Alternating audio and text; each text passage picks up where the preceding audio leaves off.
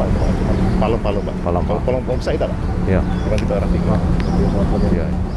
Palem memang boleh dipotong atau Bapak? Apa? Tak masalah lah kan. Kita kemarin palem. Palem.